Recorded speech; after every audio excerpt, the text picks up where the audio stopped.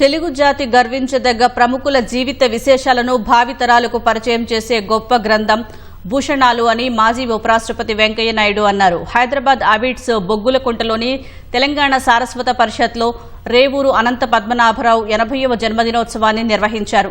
ఈ సందర్భంగా వెంకయ్య నాయుడు భూషణాలు అనే పుస్తకాన్ని ఆవిష్కరించారు. తెలుగు ప్రముఖుల జీవిత విశేషాలతో రూపొందించిన ఈ గ్రంథం యువతకు భవిష్యత్తు తరాలకు గొప్ప స్ఫూర్తినిస్తుందని అన్నారు. ఈరోజు వారు రూపొందించిన తెలుగు జాతికి భూషణాలు పుస్తకం భారతరత్న పద్మ అవార్డులు పొందిన తెలుగువారి జీవితాల సంగ్రహం. ఈ వయసులో ఎన్నో అనుభవాలు, ప్రతి అనుభవం నుంచి నేర్చుకున్న అంశాలు భవిష్యత్ తరాలకు అందించాలనే స్ఫూర్తిని వారు చక్కగా పాటించారు. ఇప్పటికే అనేక పుస్తకాలు వివరించారు. తనకు వచ్చిన విజ్ఞానాన్ని ఇతరులతో కూడా పంచుకోవడం అవుతుందో నేను ఎప్పుడు చెప్తుంటాను, share and care is the core of Indian philosophy అని చెప్పారని. మనం దేనైనా సంపదను సంపాదించుకో, ఇతరులతో పంచుకో, విజ్ఞానాన్ని సంపాదించుకో, ఇతరులతో పంచుకో.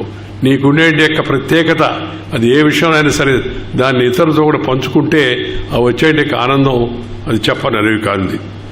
ఇలాంటి వాటి నుంచి యువత స్ఫూర్తి పొందాలి. ఇలాంటి మంచి వారి యొక్క మహనీయుల యొక్క జీవితాల గురించి తెలుసుకొని తద్వారా ప్రేరణ పొంది మనం కూడా మన జీవితంలో మంచి పనులు చేయడం కోసం ప్రతి ఒక్కరు కూడా యువత ముఖ్యంగా నడుం బిగించాలి అనేది నా కోరిక.